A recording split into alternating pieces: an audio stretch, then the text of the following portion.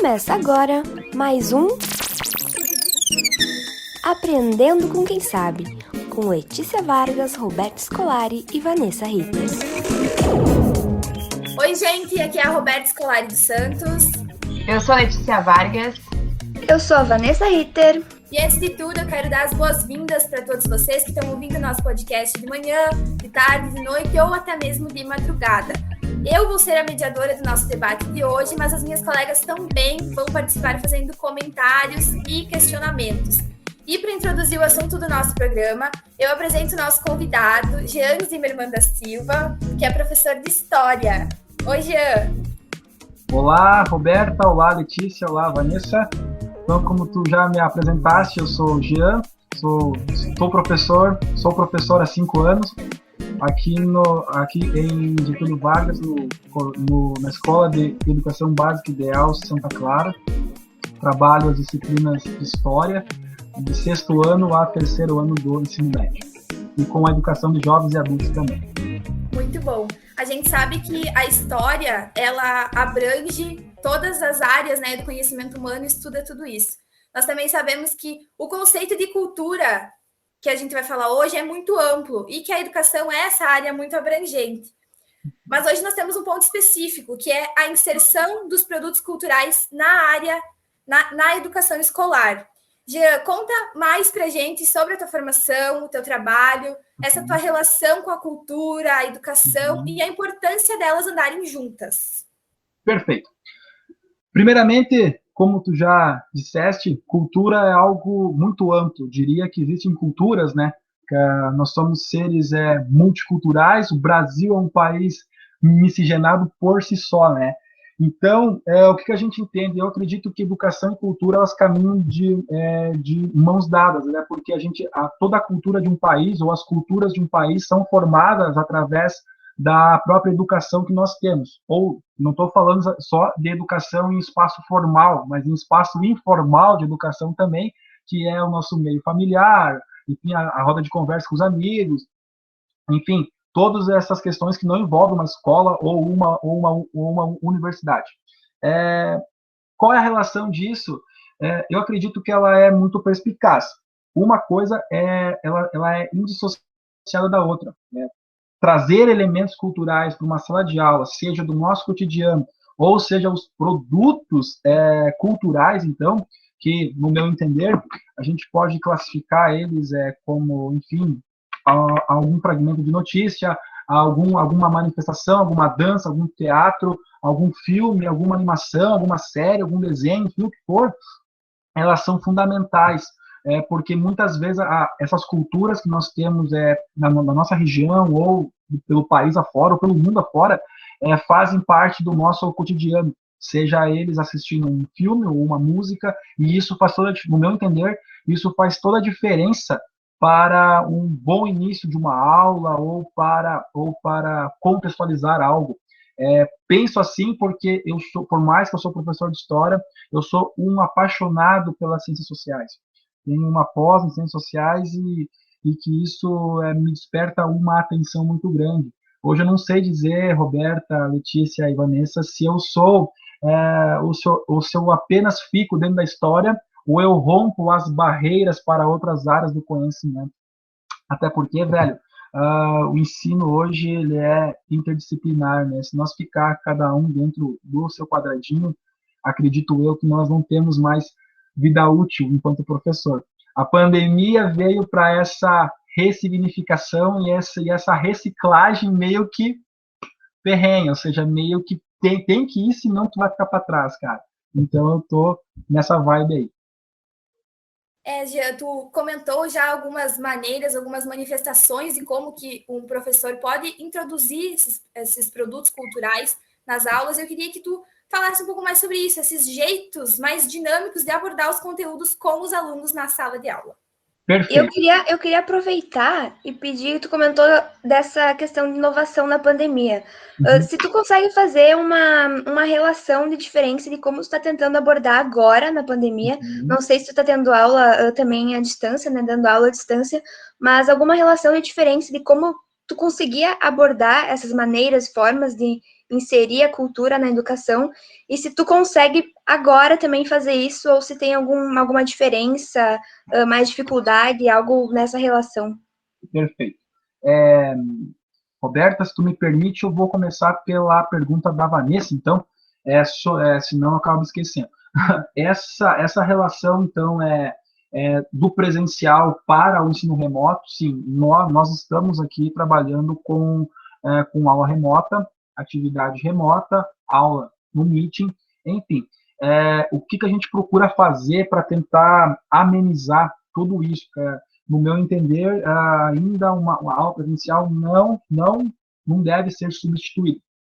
O que a gente está tentando implementar, e desde o ano passado a gente está tentando, acredito que com sucesso, não posso dizer que é um mega sucesso, mas estamos tendo resultados, é aquilo que nós chamamos de ensino híbrido, ou seja, o hibridismo que parte de um contexto de uma sala de aula, mas pode ser aqui no Meet, levando para um contexto fora do Meet, que pode ser dentro do teu próprio quarto, ou seja, interações. Essas interações que a gente tenta fazer, não com a mesma, não sendo tão sagaz como é na sala de aula, é com gamificação, ou seja, jogos que partem de um universo onde esse estudante está estudando conteúdo X e ele vai lá e trabalha esses jogos em sala de aula. Ou seja, algum jogo que possa estimular eles a um pensamento, a um raciocínio mais lógico. Sobre essas atividades de sala de aula, então, não sei se eu respondi a tua pergunta, Vanessa, qualquer coisa a gente retorna ela, mas, Roberto, então, sobre o teu questionamento, então, sobre esses estilos, cara, eu sempre fui um professor, principalmente com os menores, e para mim, aluno pequeno é sexto, sétimo ano, eu trabalho com os anos finais, ensino médio, a EJA, e também também trabalho com turma de graduação também. O que eu digo o seguinte velho, sobre os pequenininhos, o que os pequenininhos para mim é 10, 11, 12 anos, tá? Sobre eles, o que eu procuro fazer com eles, eu procurava fazer muito, estou voltando para a pergunta da Vanessa, voltando agora com o Meeting, usar teatro. Usava muito teatro com eles. É uma forma de eu tentar instigar eles, trazer eles, fazer eles imaginar, enfim, eles se envolvendo numa época. Por quê, cara?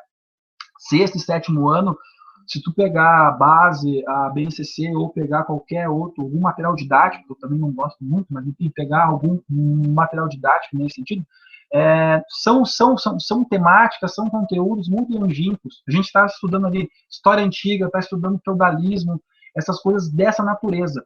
E o teatro faz com que eles se imaginem naquele espaço. Cara, para trabalhar feudalismo, eu já me vesti de rei, já fiz eles participar de uma novo presencial, né?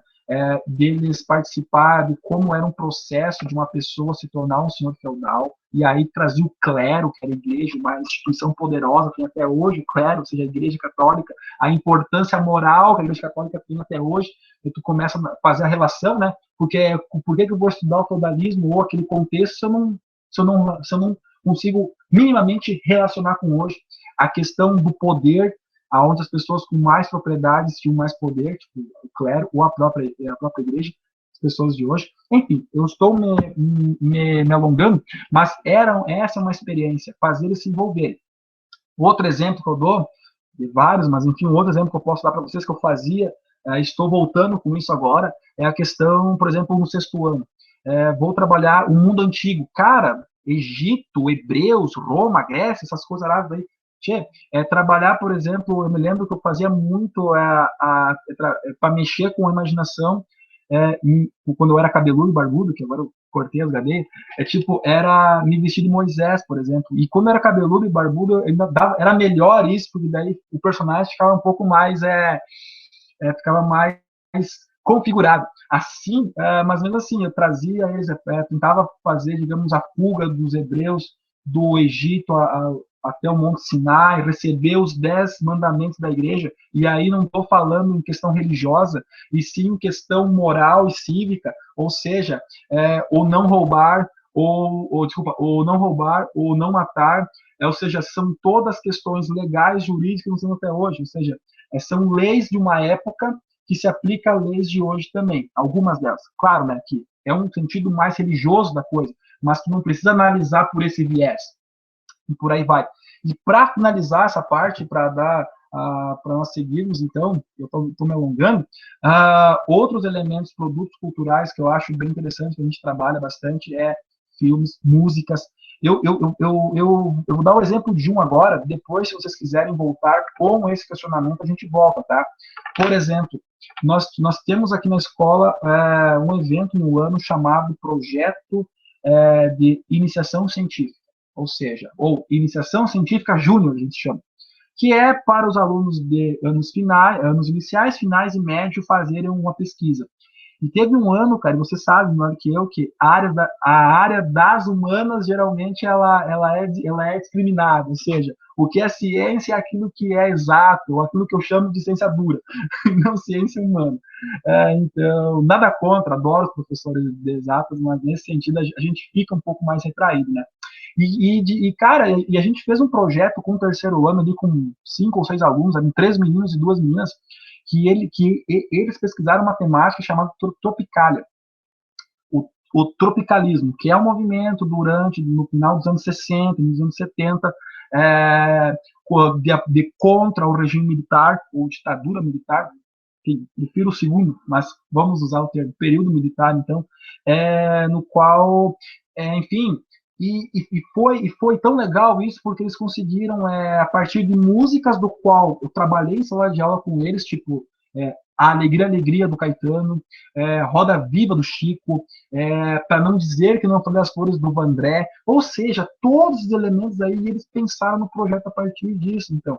E isso foi bem legal, porque a gente trabalhou, eu lembro que a prof de literatura trabalhou alguma coisa com eles, eu introduzi essa parte das músicas, o contexto, e eles vieram com o projeto, cara. E eu achei bem legal, porque foi um projeto que depois ele foi levado até para a Feira do Livro, aqui em Getúlio Vargas. E o mais interessante é que depois, ao final, que eles apresentavam, faziam uma relação com o presente, eles tocavam as músicas, cara. Eles pegavam e tocavam. Inclusive, um deles foi fazer jornalismo, o outro deles foi fazer música, o outro foi para a área do direito. As meninas eu não sei o que elas foram fazer, mas os 3 meninos que eu tenho mais contato fizeram isso. E o mais interessante é que tinha uma delas que aprendeu a tocar algumas notas durante o processo. E aí, velho, eles foram atrás de berimbau, eles foram atrás de outros instrumentos, assim, triângulo. Cara, foi muito bacana, muito bacana. E o mais interessante, cara, que foi o primeiro ano que eu tava na escola. Foi no ano que eu entrei, eles estavam saindo, e foi muito bacana. A partir de músicas, recortes. Eu me lembro, cara, eu dando aula assim, aqueles loucos lá, mas prestava uma atenção na aula assim que eu pensei, mas o que eles querem, tipo? E no fim era para isso. Já estavam pensando já no projeto deles, porque eles tiveram uma introdução lá em literatura. E a prof e eu, no caso, a gente não tinha conversado sobre isso, cara. Foi um acaso que foi bem legal, tá? Então eu vou... Enquanto tu tava falando ali, eu vi tu falando que se vestiu e tal, eu fiquei pensando, meu Deus, deve ser muito interessante ser tua aluna, né? Porque a gente vê que a cultura aliada com a educação não faz muito tempo. A gente vê muito agora, mas a gente voltar 10, 15 anos atrás, não acontecia isso muito.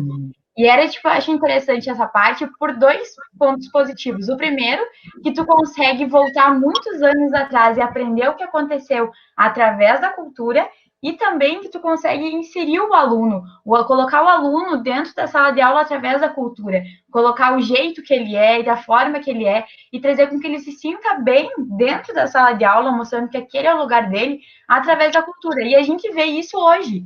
Se a gente pegar, por exemplo, os nossos pais, há 40 anos atrás, isso não existia. Eles iam lá para ler aquela coisa dura e não via muito essa parte com a cultura. Então, agora é muito bom ver a gente falando sobre isso e vendo essa discussão com a cultura dentro da sala de aula. Mas acho que, assim, também, digamos, nós aqui, apresentadoras, temos, em média, 20 anos, né?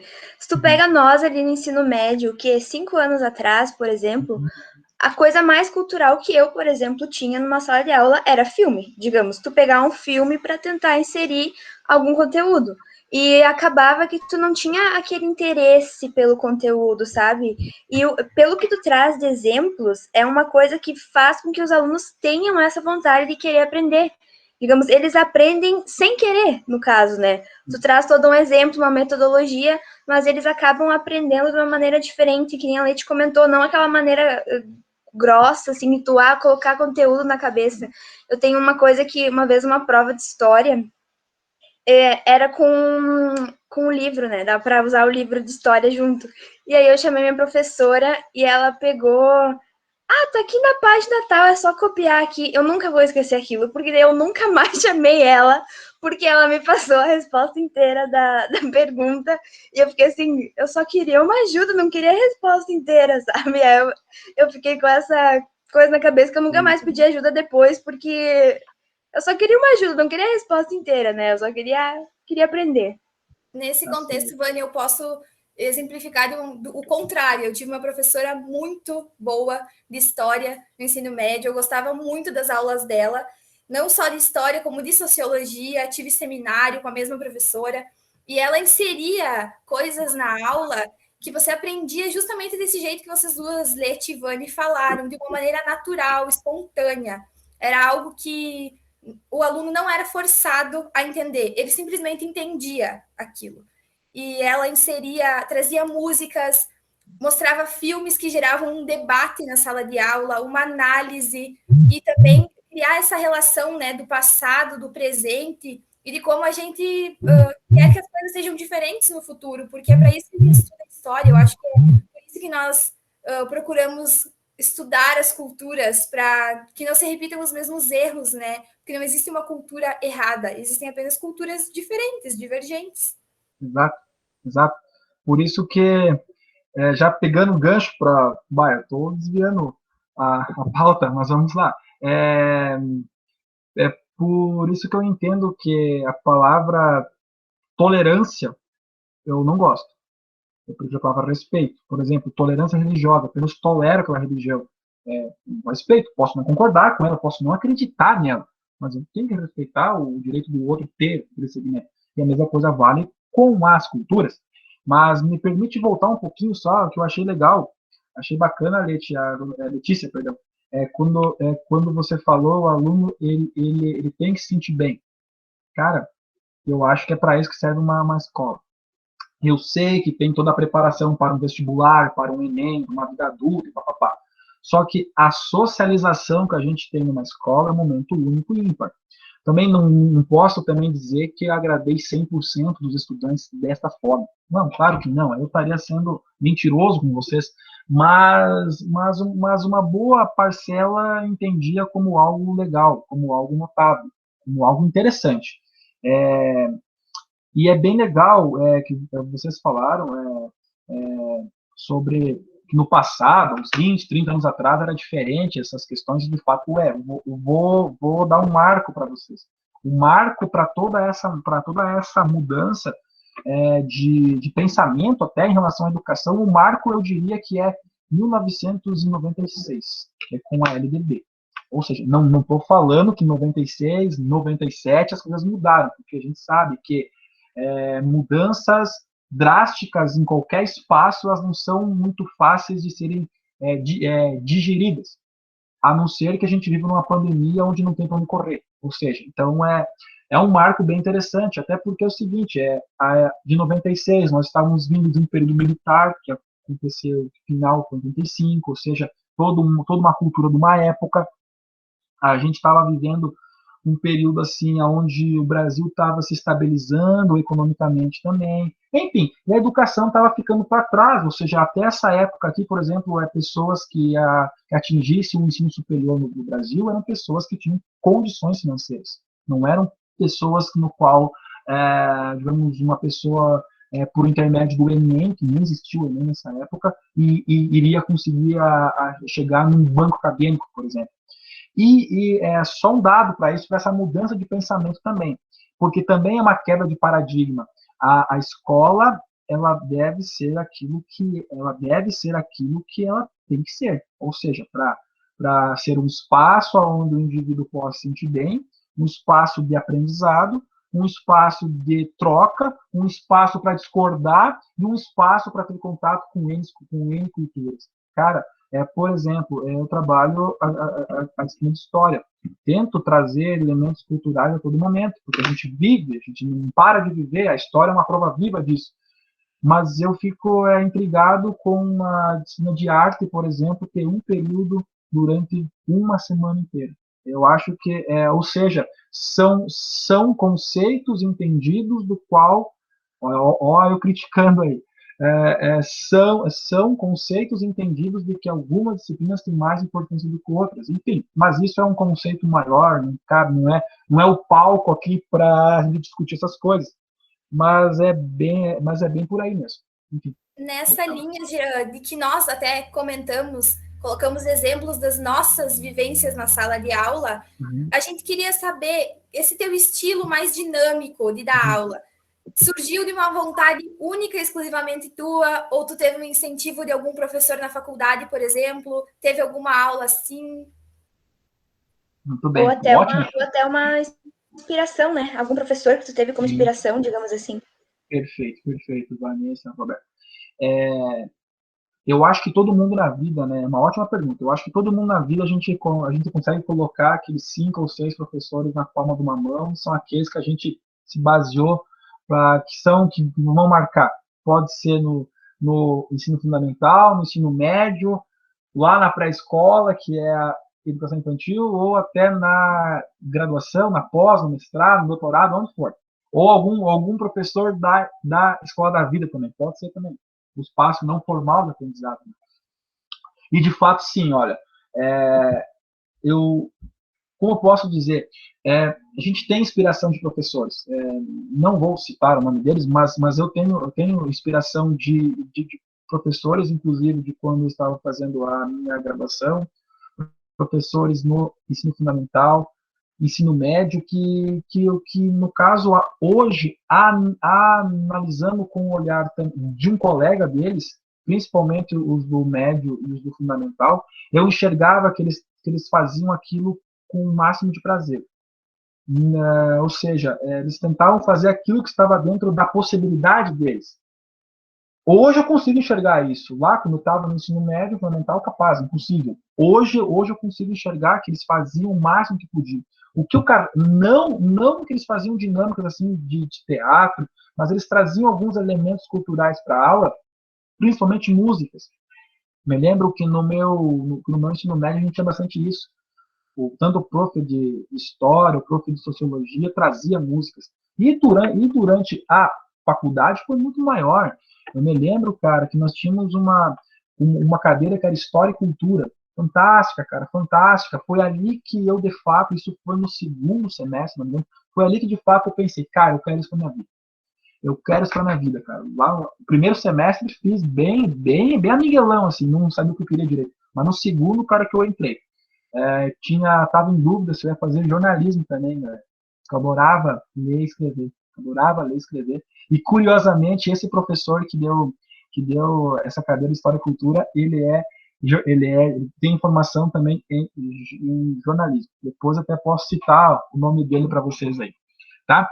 Fiz essa cadeira de História e Cultura e aquilo ali me encantou, porque, de certa forma, pela primeira vez na minha vida, eu fui pesquisar algo direcionado para mim mesmo, ou seja, pesquisar a minha vida. Tentar retroceder o máximo que eu posso no meu tempo para mim ver quem eram os meus antepassados. E aí, não digo construir uma árvore genealógica, mas entender qual é a origem, da onde vieram, por que vieram, porque a gente tem algumas pessoas, né, tem uma história linda na cabeça de dizer que o meu ancestral ele era da nobreza alemã, da nobreza italiana. Duvido, cara, duvido. Tinha um brasão na sala, duvido, cara, duvido. Isso acontece muito no sul, duvido. Cara, a pessoa que migra por necessidade. Então, geralmente eram pessoas que não tinham tanta condições assim. Mas voltando, tinha esses professores, e na faculdade foi gerando muito vídeos, filmes, documentários, que, cara, de certa forma a gente começa a entender o contexto no qual a gente vive. Depois, na pós, em ciências sociais também foi isso, no mestrado, a mesma coisa. Mas eu acho bem bacana puxar essas coisas que fazem parte do nosso contexto. Mas, respondendo agora a pergunta, depois dessa longa introdução, o que eu digo? que uma das formas que eu penso assim, quando eu vou dar aula, isso não é nenhuma crítica a ninguém, eu penso assim, ao final dela, né? Cara, eu gostaria de ser meu aluno, faria isso. Não estou falando que eu sou um aluno, sou um professor perfeito, tenho bastante falha, tá louco, falho muito, erro muito, e tento me corrigir, é só isso que eu tento fazer, eu tento melhorar assim. Não, volto a falar, não é que 100% dos meus alunos gostam de mim ou gostam das minhas aulas. Claro que não, isso é impossível agradar gregos e troianos, né? Nem Cristo agradou todo mundo, né? Enfim, para quem você acredita? Não, nunca não acredito. Enfim, gosto de Cristo. Mas a questão é a seguinte, velho, eu tenho que me perguntar, velho. Eu gostaria de ser meu aluno? Essa é a grande pergunta que norteia, tá, Vanessa? Para qualquer aula que a gente possa trabalhar, ou qualquer formação que a gente vai fazer, ou para qualquer fala que a gente vai fazer, enfim, eu acho que é meio por aí, tá?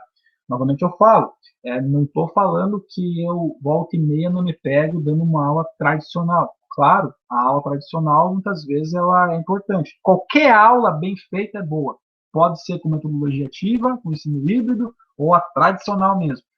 Mas se serviu para alguma coisa, que nem tinha um professor também na faculdade, não vou citar o nome dele, que dizia o seguinte, cara, se a aula de história não serve para nada, ela tem que servir para dar risada.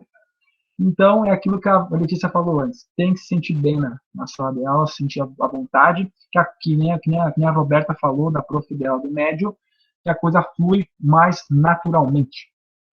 É o que eu penso, pelo menos. Às vezes coloco em prática, às vezes não consigo, mas eu tento. A tentativa é válida. E o certo e errado, né? Vem muito do que tu estava falando antes, aqueles 5 professores que a gente traz da vida, todo mundo tem aqueles professores. E se tu for pegar esses professores e todo mundo, essas 5 pessoas, as 5 pessoas são totalmente diferentes uma da outra. Elas ensinam diferentes, elas são fisicamente diferentes também. Então não é porque, tipo, tem que ser daquele jeito para ser bom, ou tem que ser do outro. Não, vai depender muito do momento, do aluno, dessa conexão do professor com a sala de aula, né? Então, acredito que todo mundo não precisa ser igual para conseguir ensinar no jeito certo. Não existe certo ou errado. Existe essa conexão entre o aluno, o professor, a cultura, a aprendizagem e de que forma aplicar isso. E aí, falando nesse assunto de que forma aplicar isso, a gente vê diversos produtos culturais, que aí vai de teatro, livro, filme, enfim, e aí eu quero puxar para ti. Quais desses produtos tu costuma trabalhar dentro da sala de aula, que tu acha que mais funciona, ainda mais tu que trabalha desde os mais novinhos que tu diz, né, que tem lá 12 anos, até os do ensino médio que estão saindo lá para ser adulto, para bater a cara no mundo real. Boa pergunta, ótima pergunta. É o seguinte, ó, eu já vou tentar emendar o seguinte, esses produtos culturais, enfim, essas formas culturais, né, que a gente poderia colocar para vocês aqui, bom, uma coisa que eu ainda não consegui implementar, mas eu vejo que a prof de língua portuguesa e literatura consegue, eu vou dar uma cooperar nela, são sarais. Sarau eu acho muito bacana, mas ainda não consegui fazer isso com os meus, enfim, estava aflorescendo a ideia, ver a pandemia, daí não consegui mais botar em prática isso. E pelo Meet eu acho que não fica a mesma coisa. Por isso que eu quero esperar a minha presencial para colocar em prática isso. Mas o que eu poderia citar, tipo, filmes. Filmes, assim, acho que filmes e músicas, para mim, no caso, com os maiores, ensino médio e tudo mais, eu acho que é o que faz mais efeito com eles. Ou um próprio documentário. Por exemplo, vou trabalhar em Revolução Industrial, por exemplo. Segundo ano do médio, um conteúdo extremamente importante para a gente, não só para vestibular, o Enem, cara, porque assim, isso aí é importante sim, mas não é o mais importante. Para entender a nossa vida, né? Cara, não sei se eu posso citar aqui, mas tem um documentário fantástico que se chama Carne e Osso, cara. O Carne e Osso, que é um documentário feito em 2009, eu acho, 2008, uma coisa assim, pela Globo News. Cara, ele é fantástico, cara, porque tu consegue entender toda uma linha de produção hoje. As pessoas vivem assim hoje, acordando 4 da manhã, indo para outro município trabalhar, no frigorífico ou onde for. Perfeito? E voltar para casa e ter toda uma família por trás, e dor aqui, dor ali, cara. por mais que nós temos leis trabalhistas hoje, mas cara, a dinâmica é quase a mesma, a dinâmica é a mesma, a proposta é a mesma. Filme lá, dentro da mesma temática, Tempos Modernos do Chaplin. Por mais que fala podemos estudar em Revolução Industrial, mas a gente consegue entender muito mais do contexto do qual o filme foi feito do que o que ele tentou representar.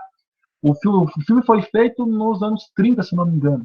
Cara, o mundo passando por uma crise mundial, a crise de 29, ou seja, abalando a economia mundial, colocando o capitalismo em xeque.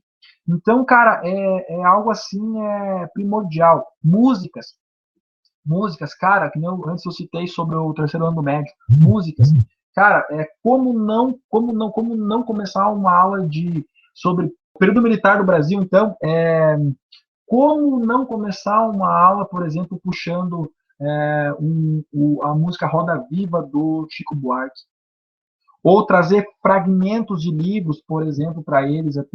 Tem um livro aqui fantástico, nas Asas do Condor, eu acho, não consigo lembrar o autor agora, Nas Asas do Condor, fantástico, cara, aparece relatos de momentos desse contexto como um todo, filmes da época. Tem um filme fantástico, no dia em que meus pais saíram de férias. Ou seja, as férias dos pais foram 21 anos, que é o período militar do Brasil. Cara, ou seja, se autoexilaram. Tem um filme, cara, que ele é bem bonachão, assim, mas ele é interessante para entender o contexto também. O Que é Isso, Companheiro? É feito lá pelo Pedro Cardoso, enfim, que fazia o Agostinho Carrara e tudo mais, e o Pedro Cardoso hoje cara, é a incorporação daquele personagem, cara. É bem legal, porque mexe com tendências políticas do período e tudo mais. Filmes, eu diria que músicas, fragmentos de texto, mas o que eu acho que pode funcionar com ensino fundamental, o que eu tento fazer com os menores, além do teatro, tem alguns desenhos que dá para a gente fazer a associação com a aula. Tipo, não digo anime não. Mas desenhos que a gente possa fazer. Por exemplo, cara, teve aula sobre sociedade mineradora, que Brasil Colônia, cara, com todo respeito a quem escreve, quem gosta, é um porre. Estudar o Brasil Colônia é um porre, cara. Tipo, eu acho, pelo menos, minha opinião, que não vale nada, vale a mesma coisa que um canetão. Depois tu corta, enfim, ou seja, pegar e estudar, por exemplo, tem um desenho do Pica-Pau que vai, digamos, procurar ouro. Claro, Estados Unidos, mas associar com o Brasil. Os Flintstones, quando tu vai trabalhar a pré-história. Claro, elimina a parte que os Flintstones viviam junto com dinossauros, né? Mas dá para trabalhar isso. Se tu tem uma infraestrutura que te possibilita, de certa forma, articular essas questões em sala de aula, é ótimo. Outros elementos aqui, cara, por exemplo, uma vez, que eu consigo lembrar agora, estava trabalhando com alunos de 7º ano, por exemplo, arquitetura medieval. E lá a gente estudou sobre o gótico, sobre o romântico, assim, um negócio maravilhoso. Cara, trabalhamos isso de teoria, levei eles até a igreja aqui do centro, aqui de Getúlio Vargas. E ela tem as torres pontudas, assim, todo um estilo gótico por trás, tem toda uma aspiração sociológica por trás. Tu entra lá dentro, tu olha para cima, não estou falando de religiosidade, estou falando de que tu se sente pequeno, porque tu tá num negócio grandão, se sente pequeno e dá a impressão de que o divino é maior que tu. Cara, é uma questão muito interessante ver isso aí também. E obras de arte, né? As próprias obras de arte, óbvio que a gente não tem um museu, a gente não tem, enfim, um local para a gente ver, mas a internet está aí para isso. Nós temos um sistema aqui na escola que nos possibilita buscar, enfim, imagens, vídeos, ferramentas alternativas da própria plataforma de ensino no qual a gente usa aqui. Então, são elementos que a gente vai puxando, ou seja, tentar deixar a aula minimamente atrativa. A gente sabe, cara, que nem todo mundo gosta de história. Eu acho história um porre, porque lembra, história, o cara tem que decorar a data. Velho, pra quê, cara? Tem o Google para isso, tem um calendário para isso, para que decorar data? A gente entendeu do contexto. Por exemplo, não me adianta tu saber que o Cabral chegou aqui em 22 de abril de 1500. O que eu quero saber é por que ele fez isso. O contexto que levou ele a fazer isso. Aí sim, cara, é uma pergunta um pouco mais decente. Não diz a data aí. Caguei, vai no Google pesquisar a data.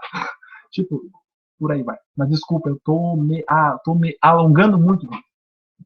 E aí vai muito, só fazendo esse puxado antes da Ruby continuar, e aí vai muito o que a gente estava falando antes, né? De como mudou de 10 anos para cá, para agora. Agora a gente tem o Google, se a gente quer saber uma data de alguma coisa que aconteceu, a gente vai ali, as crianças vão, todo mundo sabe pesquisar, né? Claro que a gente tem que ver que aquelas pessoas que não têm internet, exato. Mas algumas pessoas têm esse contato fácil com o Google de achar, então mudou muito. E antigamente eles precisavam muito a data. Eu lembro que eu parava assim nas minhas aulas e tem que decorar, sabe? 1950 aconteceu tal coisa.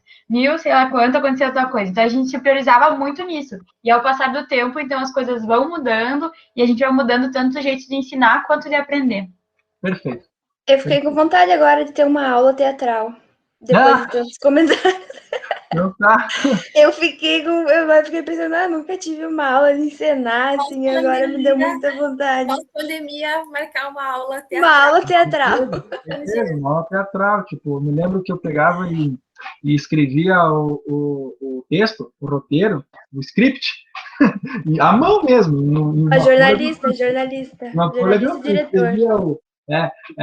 Depois até alguns eu acabei digitando para não perder, né? Mas escrevia à mão o negócio, botava ali quadro 1, pá, o que eu vou fazer? Quadro 2, pá. E daí chamava eles e entregava um papelzinho, ó, fala isso, fala aquele outro. E daí fazia com os pequenos. Uma vez, cara, eu tava no meio da quadra, fazendo o ritual lá para ser um senhor feudal, assim, que eu queria que eles entendessem a relação de poder que existia entre as figuras do poder e as figuras que não eram do poder ainda. Porque a gente pode, se quiser, dá para relacionar com hoje também, né? Mas não foi o momento. No meio da quadra, assim, tinha uns perdidos por lá, começaram a olhar, assim, eu vestido de rei, com capa e cetro, cara, foi massa. E eles ali, daí, alguns eu levava alguns objetos, assim, ó, usa isso, usa aquele outro, papapá. No caso, assim, eu quando pensei, na real foi o seguinte, galera, eu me descobri professor quando eu estava na metade do curso de História. Porque eu falei para vocês, eu tive aquela cadeira de História e Cultura que me levou para um lado, assim, de querer pesquisar, de querer ir atrás. Eu fui me dar conta que ia ser professor, cara, que eu não fui fazer estágio. Só que no estágio, por insegurança ou por medo, eu não consegui colocar nada disso em prática. O que eu puxei do elemento cultural lá, eu puxava música, charge, isso eu lembro, charge para avaliar, porque a charge é uma sátira daquilo que está vivendo, né, geralmente. Ou tirinhas e música, ponto. Por medo, insegurança, eu não fiz. Mas depois, quando eu fiquei professor, assim, me tornei professor, eu pensei, cara, vou tentar. E foi assim, de uma forma bem despretensiosa. Tentei, deu certo, fui atrás, claro, né, fui ver se outros professores faziam isso também, até para tirar alguma ideia, alguma coisa do tipo, e no fim fui criando as minhas, né. Óbvio também que é uma prática que não dá para fazer sempre, como qualquer outra metodologia, não dá para fazer sempre, senão se torna cansativo para quem está, para quem faz, porque senão tu vai se tornando repetitivo. Então, a gente tem que ir mesclando, né? Tem que ir mesclando essas coisas. Filme, por exemplo. Se for um filme assim pontual, cara, eu trabalho ele todo. Assim, não pego partes do filme, principalmente comédia. E por aí vai. Ou seja, não dá para fazer sempre a mesma coisa, senão se torna chato e repetitivo. O professor que sempre vem e trabalha aula dispositiva, vamos combinar aqui, né? Acho que ninguém gosta tanto disso. Mas o professor que vem sempre e faz a mesma coisa, hoje, todo dia é sala de aula invertida, tipo, ou todo dia é seminário. Cara, uma hora enche o saco, chega uma hora que não dá. Tem que ir variando essas coisas. Por isso que tento fazer essas dinâmicas assim com as turmas, uma ou duas vezes por trimestre no máximo, até para não deixar muito saturado, e também porque a gente tem que, não é algo muito simples de fazer também, né? Demanda um tempo para a gente estruturar as coisas, para Porque fazer qualquer coisa também eu não gosto, cara, eu não gosto. Então eu prefiro fazer algo bem feito e mais tranquilo. E já que tu entrou nessa questão dos alunos e tudo mais, como que tu avalia esse retorno que vem deles quando tu utiliza esses métodos? Olha, eu vou dividir em duas partes, tá? O fundamental e o médio. Com o fundamental, eu tento fazer coisas mais lúdicas com eles. Essa questão do lúdico, com eles, eu vejo que eles se sentem bem, né? Que é aquilo que a Letícia falou antes, eles se sentem bem, eles gostam. Se depois, se eu... eu me lembro uma vez assim, que eu dei uma aula, eu dei ela, digamos, expositiva, e na outra aula eu peguei a mesma aula e fiz perguntas no final. Cara, dois, três que me respondiam coisa. Na outra aula, de propósito, eu fiz a mesma aula, só que um pouco mais lúdico. Até para mim tirar a prova, para mim mesmo, nem era para eles, os eles de cobaia, queridos. E, cara, depois fiz os mesmos questionamentos ao final, alguma coisa mudando, os caras sabiam, porque eles estavam vivendo, presenciando, e eles falaram que eles gostam. Por eles era toda a aula assim, alguns ali. Mas, como eu falei antes, não dá para fazer sempre, senão isso se banaliza. E eu não quero que isso fique banalizado. E sobre o médio, bom, o médio é o seguinte, o médio que a gente tinha aqui na escola, tem ainda, mas agora diminuiu um pouco, uma cultura muito forte de debate, uma cultura muito forte de seminário, muito em virtude dos próprios alunos, o perfil dos alunos mesmo, o perfil deles. E, cara, o retorno era legal, porque, cara, eu lembro assim, eu chegava na sala, eu sempre chego antes da aula. A aula começa às 1h30, 1h10, agora começa às 1h10, antes era 1h30. Chegava antes da aula e já colocava o que eu ia fazer no quadro. E deixava o espaço para algum vídeo introdutório. Deixava o esquema pronto no quadro. Eles chegavam na sala, abriam a porta assim, meu Deus, professor, tá com o quadro cheio? Não. São pontos aí para vocês já irem anotando e percebendo. Depois disso, cara, introduzia a temática com um vídeo, explicava aquilo que eu entendia como sendo necessário, roda e vamos discutir o que a gente estudou hoje. E aí foi. Isso me lembro, cara, que funcionava como muito bem com os conteúdos do terceiro ano do médio, porque são conteúdos mais recentes para nós. Imagina, cara, depois da Segunda Guerra Mundial, por exemplo, tu pega conteúdos de Guerra Fria, tu pega questões ideológicas, comunismo versus capitalismo, tu pega, digamos, movimento contracultural, que daí vem a contracultura, né, que a cultura, porque segundo Bourdieu nós temos uma cultura dominante e a cultura dos dominados. Daí essa contracultura, que daí são os movimentos sociais, né? Por exemplo, vai pegar o movimento feminista, vai pegar o movimento negro, vai pegar oh, meu Deus, os hippies, enfim, por aí vai. A Tropicália no Brasil, e, cara, e por aí vai, tipo, é um negócio, assim, bacana. As sociedades, elas vão se modificando com o tempo, e os elementos culturais também. E eu me lembro de uma aula temática que eu fiz com o terceiro ano, no qual cada um ficou com um desses movimentos e eles se caracterizaram de hippie, de punk, enfim, N coisas. Até tem umas fotos aqui, poderia até mandar para vocês, se vocês quiserem. Mas foi muito bacana, muito legal. Isso foi no ano de 2019. Cara, 2019. Quem diria que um ano depois a gente estaria em pandemia? Mas foi algo que deu certo. Seminários dava certo com eles e o feedback deles era muito legal. Mas que eu volto a falar, né? Tem perfis de turma que dá para fazer, tem perfis que não dá. Por isso que fica a dica, né? O professor deve conhecer o seu aluno, deve conhecer a turma quando ele está. Não adianta tu induzir algo para uma turma se tu vê que não vai rolar. Tem que mudar a metodologia. Tem turmas que o perfil dela é claramente uma turma de metodologia tradicional. Tem, por mais que tu tente fazer algo diferente, não rola, cara. É aquela aula no quadro, eles perguntando, interagindo, né, que isso é normal, mas aula tradicional. Tem turmas que já tu consegue ir para um outro caminho.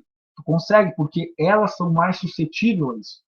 Mas o que eu posso dizer é o seguinte, para qualquer aula funcionar no médio, principalmente, o aluno tem que perceber, ele tem que sentir confiança no professor.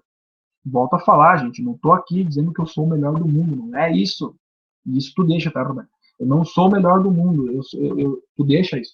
Eu só estou falando que tem aulas que dá certo e tem aulas que não dá certo. E, cara, posso dizer com certeza, errei muito mais do que acertei. Só que aqueles acertos que eu tive, cara, foram legais. Porque o feedback deles eles foram bacanas.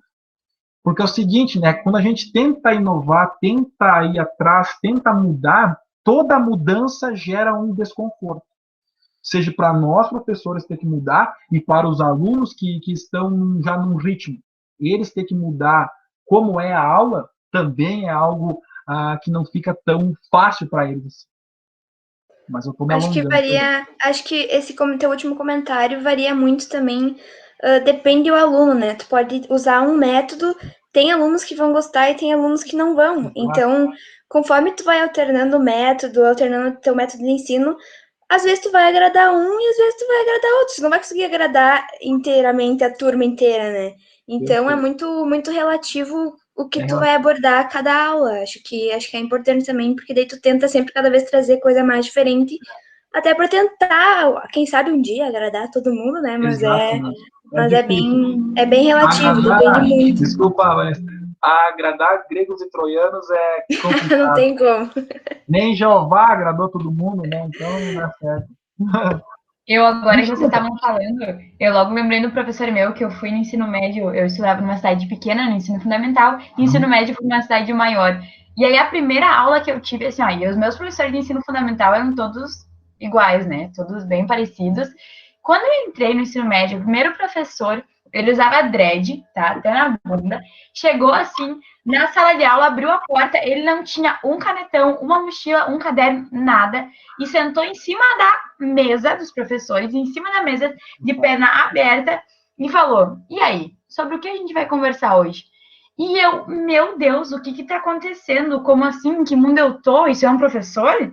E eu lembro que eu pensei, o que tá acontecendo, sabe? Porque eu pensei, professor, não é isso, sabe? O que eu vou aprender? Como é que vai ser? E ali teve várias críticas e vários elogios. Então, tu não vai acertar, tu não vai errar. Tu vai ter uns que vão gostar, outros que não vão. E tudo é um aprendizado, né? Tanto para aqueles que odeiam, tanto para os que amam. Exato. E isso aí, Letícia, que tu fala desse teu professor aí, é uma quebra de paradigma. É uma quebra de estrutura. Cara, eu, sinceramente, ó, com certeza ele era uma pessoa legal. mas eu me coloco no lugar de algum colega teu. Cara, o que é isso, velho? O que é isso? Era ensino fundamental, né? Tipo, o que era médio, era médio. Cara, eu não sou acostumado com isso. Algo tá errado, entende? Eu não vejo isso como algo ruim dos teus colegas acharem isso, mas é uma quebra de paradigma. Uma quebra de paradigma. Com certeza, tu tá acostumado com um tipo e aí tu se vê para outro, e ali vai muito do cultural também, né? Porque ali veio uma outra cultura na tua vida que tu não conhecia. Então, meu Deus, como assim, né? Exatamente. Que é exatamente o que a gente começou falando, né? Que não existe o conceito de cultura, ele não pode ser definido, porque existem muitas culturas, é uma área muito abrangente, não existe como a gente falar que existe o certo e o errado, existem pontos de vista.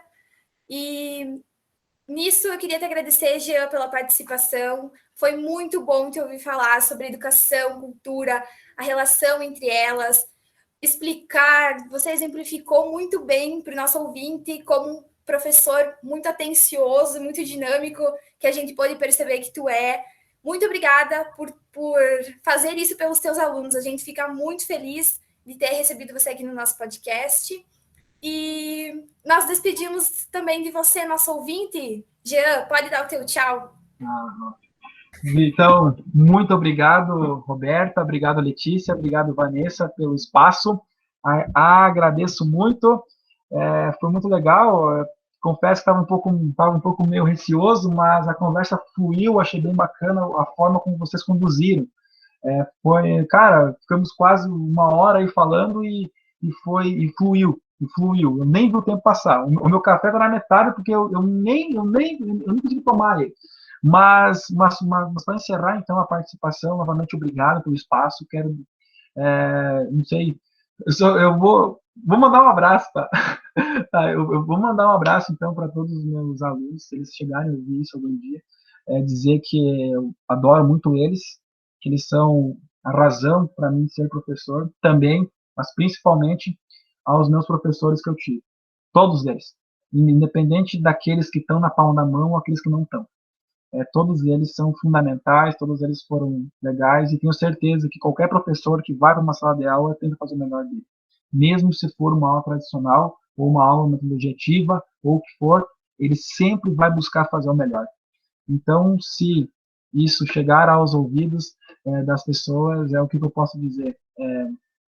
Respeitem o professor. Acho que o professor é uma figura fundamental no país.